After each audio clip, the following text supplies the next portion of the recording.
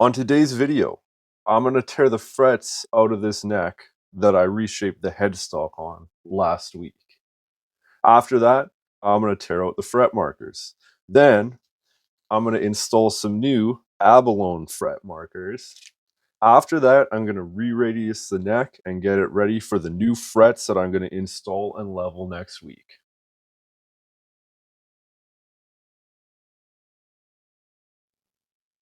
I made a video before where I performed what I call YouTube's sketchiest refret. That was almost a disaster for quite a few reasons, and I'm hoping to redeem myself with this video and the next video. Okay, so while I'm doing this work, I'm just going to support the neck on a sandbag. They do make fancy neck holders for this sort of thing, but I do not have one. I had some pretty intense fretboard tear out last time, so I'm going to try not to do that again. I'm going to make a tear out shield out of one of these old feeler gauges. I've seen other people using something similar, so I hope that helps. I think I'm going to go with a 10,000th feeler gauge. Now I got to put some kind of slit into it, so I'm probably just going to use a hacksaw to do that. So this is kind of tricky, I guess. Let's see how I can do. Okay, so you can see what I did there. I put a slit with a hacksaw blade in the center of my 10,000th feeler gauge. So hopefully that helps. By the way, I'm just using these end nippers that I ground flat to pull these frets out of here. Okay, so I've got that started. Now I'm going to try and slip this underneath here. Okay, so I got the first fret out, and this turned out way better than last time.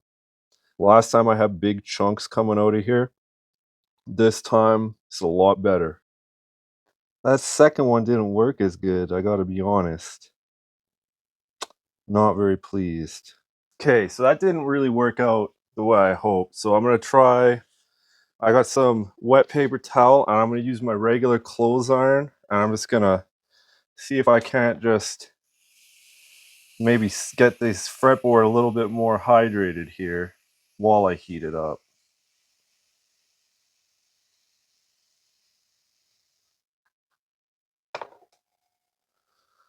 Okay, so I just took these to the grinder and put a bit of a more of a sharp edge on them. Hopefully this will bite in. All right, got it started. So that one was a bit better. So I think what I'm going to do is just steam them and then just go with my sharpened nippers and my slit feeler gauge. I'll just kind of quickly show on one what I'm doing and how it's working. What I'm doing is I got this paper towel that's been soaked down in water. I put it on the fret I want to remove and I just heat it up. Get it nice and warm with some steam, which I think is helping to rehydrate the fretboard a bit. And then what I do is I just get it quickly started with my little end nippers here. Just get it started. See, I just got it up a little bit. And then I take my split feeler gauge here and I stick it under here. So I'm trying to do this with one hand and film with the other, so it's kind of tricky. So I stick it under the fret, and then I take my clippers again, my nippers, and I just kind of work along with the feeler gauge sliding forward as I go. And I think that's helping hold the chips from, it's holding the fretboard from chipping out a bit. Again, I'm doing this with one hand, so it's kind of hard, but hopefully I can show you at least so you get the idea. All right, and I'm gonna slide it in more.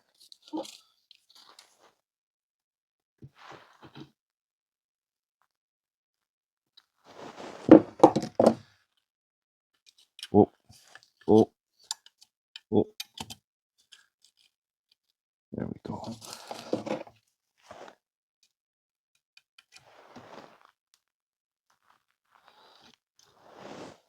Okay. and then you can see it's looking real good, at least compared to my last fret job I did. This is looking real good. So I'm just going to continue on the rest of the fretboard doing that.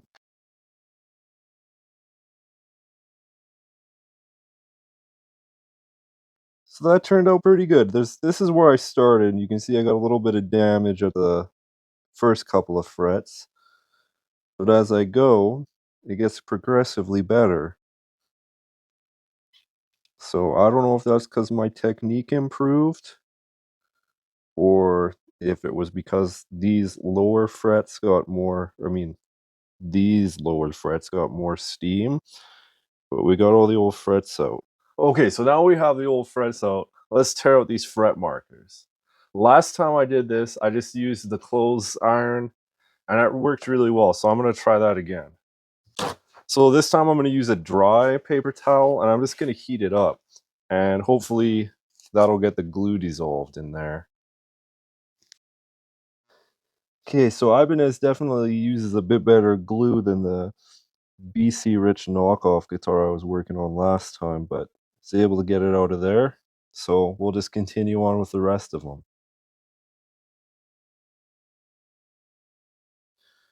So there we go. I was able to get all the old fret markers out of there. So turned out good. Turns out you just need to heat them up and then yeah, you jam a knife in the center and they can pop right out. All right, now I got to get this nut out of here. So normally you're supposed to just be able to pop these out pretty easily. So let's see if we can do that. So my last little tap was a little bit too hard and you can see I broke it. That really sucks, but that's okay. I'll just glue it back on here. So I just got some of my thin cyanoacrylate super glue. You need to be really careful with this stuff. I put a warning in my other fretboard video. I would definitely recommend watching that if you want to use this stuff. Just gonna hit this with some accelerator. Just make sure it's dry. There we go. So it looks like these are 7/32 holes. I don't know what that is in metric, but 7/32. So I'm just gonna gently run this drill bit in there just to clean out all the old glue, etc. Okay, so I ran the 7/32 drill bit through these holes just to clear out the old glue, or at least most of it. Yeah, so that's that.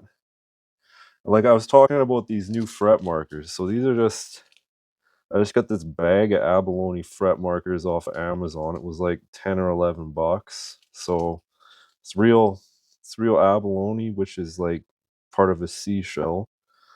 So yeah, I'm gonna throw those in now. Okay, so I just put the abalone fret marker in there, pushed it in. Now I'm just gonna take my thin cyanoacrylate super glue, just kind of drip some on there, bit too much. So I think this is gonna work this way. So I'm just gonna go along and put them all in, and yeah, we'll do it that way. Okay, so I got all these pressed in here. Now what I'm going to do is just go along and hit each one with a little bit of my thin super glue. I'm going to put on some gloves because I'm the type of guy who will spill this and end up gluing myself together. So now I'm just going to accelerate it to kick off this glue. This just sets the super glue instantly, so you don't have to worry about gluing yourself. Okay, so we got the new abalone, however you say it, fret markers in, and they are glued in. So now I'm going to re-radius the neck. The first thing I'm going to do is set the truss rod into a neutral position, because right now it's fully tightened, and I would like to have it so that I have a little bit more adjustment than that. So I'm just going to back it off a bit. Hopefully that works.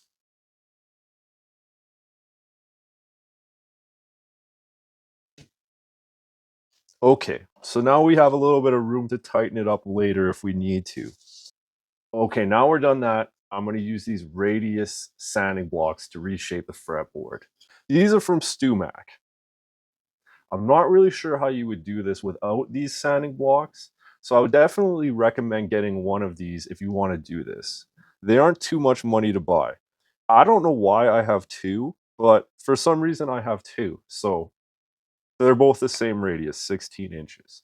All right, so I'm just going to glue some 150 grit sandpaper onto these sanding blocks with some rubber cement. So, abalone, like any shell, mother of pearl, pawa, any type of shell, when you sand it, the dust that it creates, you do not want to breathe that dust in. That dust, from what I understand, is heavy in the sense that when you breathe it in, it's so heavy you can't expel it from your lungs again. So you end up getting some kind of lung disease. I can't remember exactly which one, whether it's it's bad. It will damage your lungs seriously is what I'm getting at. So what I'm going to do is um I'm going to use my vacuum, and you're going to see me vacuuming this basically continuously as I sand it. Um, the other thing is the grit, the sand, the little particles that come off of this will actually scratch the fretboard.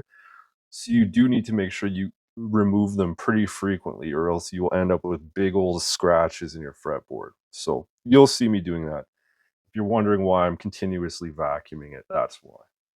I guess the first thing I want to do is really make sure that this is supported nicely so I don't end up with a bow in the neck. But here we go.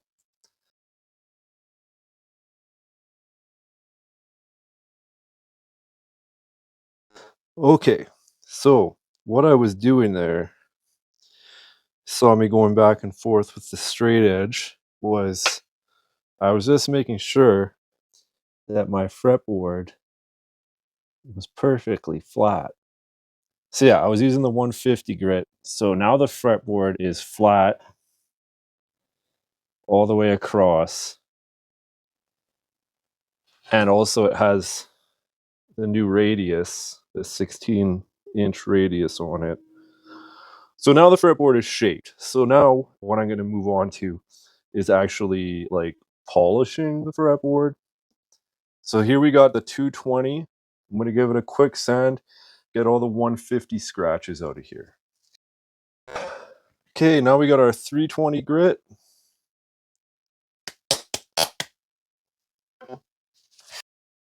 Okay, so now we got 400 grit.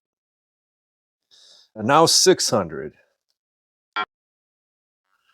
Okay, so now we're all done with the sandpaper. This is actually already a really nice, smooth fretboard. But what I'm going to even take it a step further and use this stuff called micro mesh. This micro mesh goes from 2400 all the way up to 12,000 grit.